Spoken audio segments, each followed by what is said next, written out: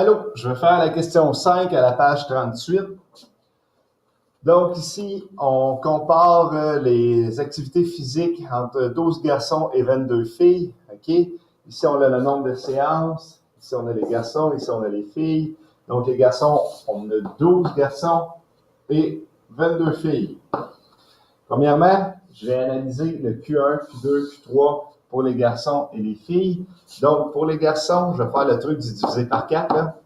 12 divisé par 4, ça fait 3. J'ai un chiffron. On a vu que quand on a un chiffron, Q1, Q2 et Q3, c'est des moyennes. Donc, Q1, moyenne. Q2, moyenne. Et Q3, moyenne. Et ici, j'ai 3, 3, 3, 3. Et j'ai effectivement mon 12 garçons. Maintenant, pour les filles, 22 divisé par 4 fait 5,5. 0,5 ici, ça veut dire que Q1 et Q2 sont des vraies données. Donc, Q1, vrai. Q2, moyenne. Q3, c'est vrai. Donc, j'ai 5 ici. Ici, j'en ai un autre. J'ai 5. J'ai 5. Ici, j'en ai un autre. Et ici, j'en ai un autre. J'arrive effectivement à 22. Allons voir les questions maintenant. En A, vrai ou faux, l'étendue interquartile est la même pour les garçons et les filles. L'étendue interquartile, c'est Q3 moins Q1. Pour les garçons, Q3, on a 7. Et le Q1, on a 4 ici. Donc, 7 moins 4 est égal à 3. Pour les filles, j'ai 5 ici et j'ai 2 ici. Donc, 5 moins 2 est égal à 3. C'est donc vrai. Question B.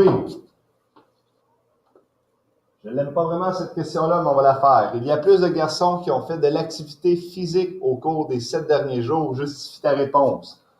Donc, si on analyse ici, si on considère qu'entre Q1, entre le début et Q1 ici pour les garçons, bien que ces 3 personnes-là ont fait 0. On ne le sait pas, on ne peut pas le savoir, on n'a pas vraiment la distribution, mais on va dire qu'ils ont fait 0. Mais il y a au moins ici 3 personnes, plus 3 personnes, plus 3 personnes qui ont fait de l'activité. Donc au moins 9 gars qui ont fait de l'activité. Quel type d'établissement recherché? Excusez, série, c'est scientifique. Donc, 9 gars au moins. Maintenant, je vais faire les mêmes suppositions ici pour les filles. Ici, je suppose que ces 5 filles-là, ici, ils ont bien fait. Il me reste au moins une fille ici, 5 ici, 5 ici, une ici et 5 ici. Donc, 1 plus 5, 6, 11, 12, 17 filles. En fait de quoi?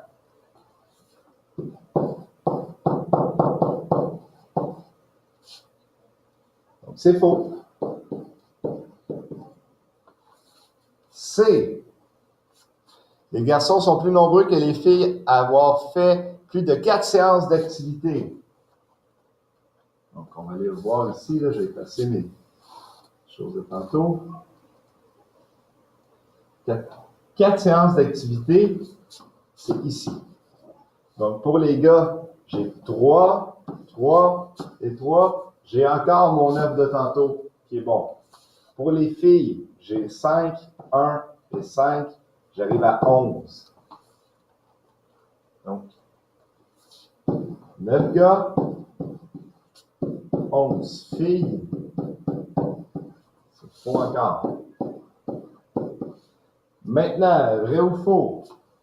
Dans la distribution des garçons, il y a au moins une donnée aberrante, justifie ta réponse. Fait qu'une donnée aberrante, ça veut dire qu'il ne se peut pas, qu'il est impossible. J'ai ici 15 séances pour un gars ici, là, vu de la fin, le max. 15 séances. Est-ce que c'est aberrant s'entraîner 15 fois dans 7 jours? J'aurais tendance à croire que c'est beaucoup, mais que c'est possible. Donc, je dirais que non, c'est pas aberrant. Il n'y en a pas. Non. c'est possible